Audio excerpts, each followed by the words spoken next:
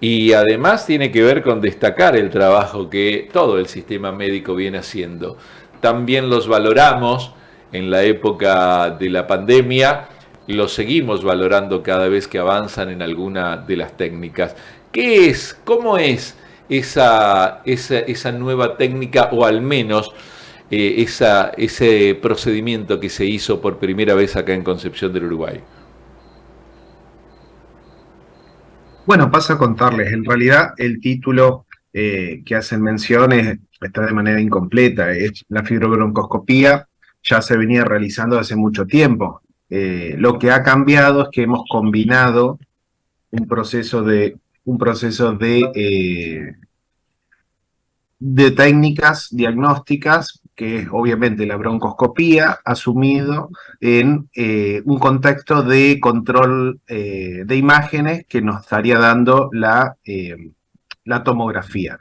De esa manera nosotros podemos avanzar y llegar mucho más lejano en la vía aérea para poder tomar mejores biopsias y tener mejores resultados a la hora de analizar las lesiones pulmonares que nos puedan ir llenando de dudas para definir si son o no son oncológicas. Entonces, en ese punto, la novedad es que hemos logrado combinar estas dos técnicas diagnósticas para un mejor resultado de los pacientes. Bien, bien, por las imágenes que estamos viendo, quizá nosotros podemos llegar a conocer mucho más o estamos más familiarizados con nombres como endoscopía, que es la técnica en donde por vía, generalmente vía oral, se introduce un tubo que tiene en su punta un visor o una cámara que va mostrando algún tipo de lesión en la parte gástrica. Pero esto, ¿hacia dónde va, Carlos? Bueno, normalmente endoscopía se asocia efectivamente a la endoscopía digestiva. También existe la endoscopía respiratoria. Significa básicamente ver por dentro y la vía aérea es un lugar donde nosotros, sobre todo los especialistas en neumología, tenemos acceso al aparato bronquial a través de un dispositivo similar, un equipo similar al endoscopio del gastroenterólogo. Es mucho más fino, por supuesto, porque la vía aérea es mucho más reducida de diámetro, y navegamos por los pulmones a través del aparato bronquial. Nosotros elegimos el sector que ya conocemos con enfermedad, porque previamente los estudiamos antes de hacer los procedimientos invasivos, y en ese sector pulmonar, bueno, trabajamos, hacemos toma de biopsia, hacemos lavados pulmonares, etcétera.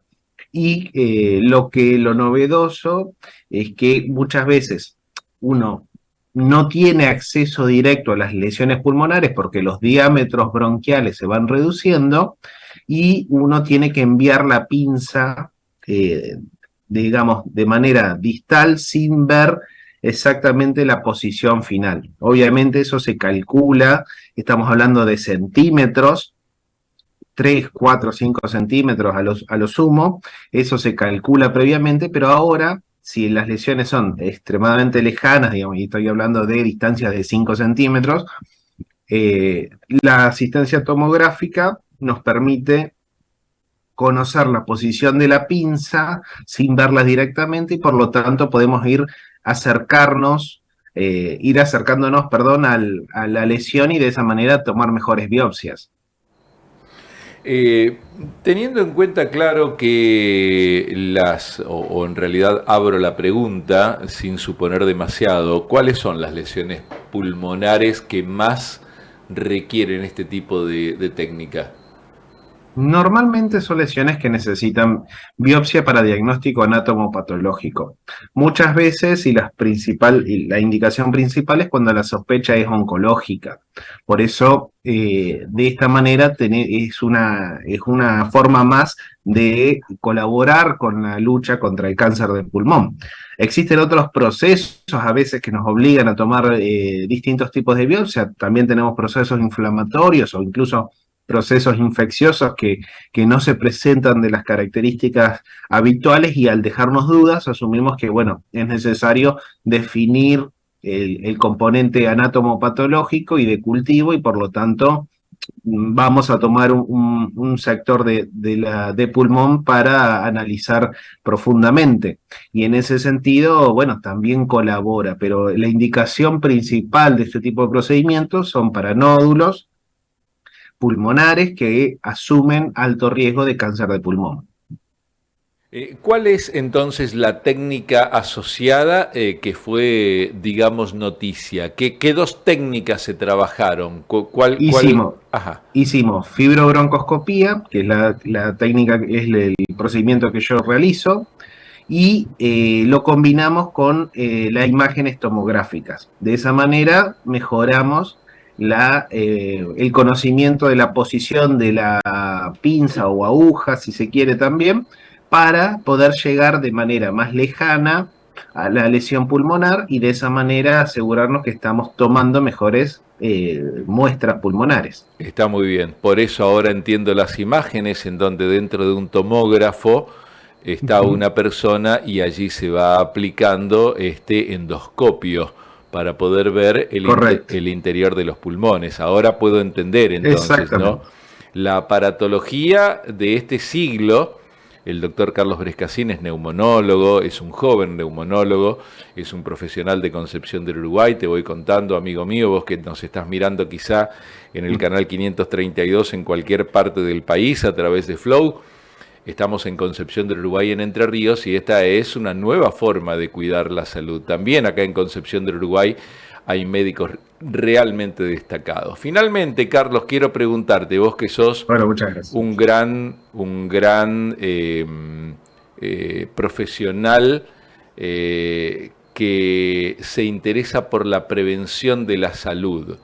Hablas del cáncer de pulmón y acá no puedo dejar de hacer la autorreferencia para contar que mi padre hace 50 años en este mes falleció justamente de cáncer de pulmón.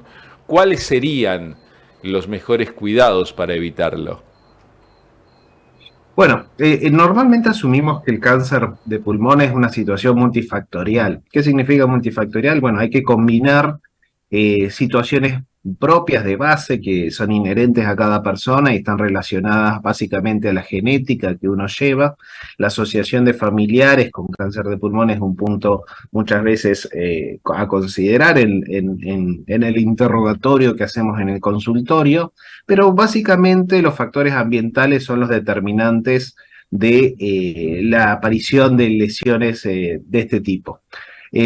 Asumimos básicamente que, o mejor dicho, asumimos principalmente que el factor de riesgo que puede generar las lesiones pulmonares de este tipo es el cigarrillo, y es el gran enemigo que o por lo menos que tenemos los neumonólogos en ese punto, porque es la madre de muchísimos problemas pulmonares. Y en ese contexto, el cáncer de pulmón es uno más de ellos. Lo que hace el humo es dañar el ADN propios de las células, cuando un daño se produce en algún lugar crítico de ese ADN, genera estímulos para que las células empiecen a crecer, y por lo tanto se descontrola el crecimiento, y por ende aparecen este tipo de lesiones en los pulmones. Y en ese contexto, bueno, estamos nosotros tratando siempre de tomar consideraciones preventivas y generando conciencia, que los pacientes no dejen de fumar antes que tengamos que salir a tratar de hacer algún tipo de diagnóstico, como en este caso que nos reunió hoy.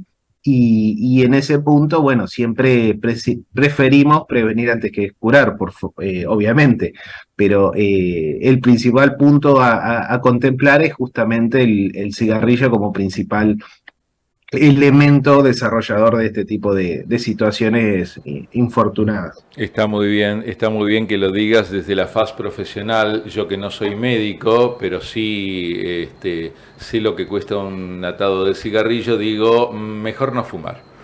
Por el precio, digo, por el precio. Bueno, muchas veces nosotros hacemos, digamos, hay distintas formas para que el paciente deje fumar y una de ellas es aclararle la situación. Y una vez hicimos unas cuentas en base a lo que salía un atado de cigarrillo, que seguramente hoy en día está desactualizado, con lo que gana un trabajador, un sueldo promedio, y la cuenta es bastante, digamos, reveladora porque encontramos que un trabajador con un sueldo promedio trabaja 40 días al año solamente para pagar la adicción, cuando de vacaciones le dan 20. Por lo tanto, más de un mes o el doble de lo que tiene vacaciones trabaja únicamente para la tabacalera.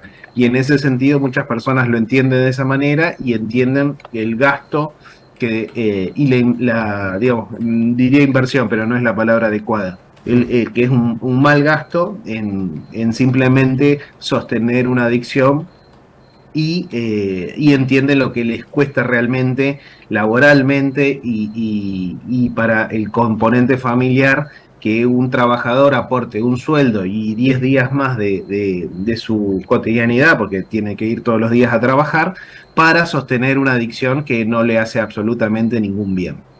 Te pregunto porque veíamos en las imágenes, te veíamos seguramente luego del éxito de este trabajo de técnicas conjuntas, te veíamos con otro montón de profesionales de la salud.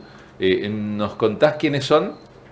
Sí, efectivamente, el trabajo fue multidisciplinario. No, en mi caso, bueno, yo hice la endoscopía, pero siempre asistido por el resto de profesionales. En este caso, el doctor Alfredo Carboni, que fue el médico anestesista que estabilizaba al paciente mientras uno estaba trabajando y lo ayudaba a seguir respirando. Y obviamente la sedación, porque se hace con el paciente dormido, es totalmente incómodo poder hacer una endoscopía con un paciente despierto, por el paciente obviamente. También fue asistido por el doctor Nicolás Parra, que era el médico imagenólogo, quien estaba atrás de las imágenes del tomógrafo.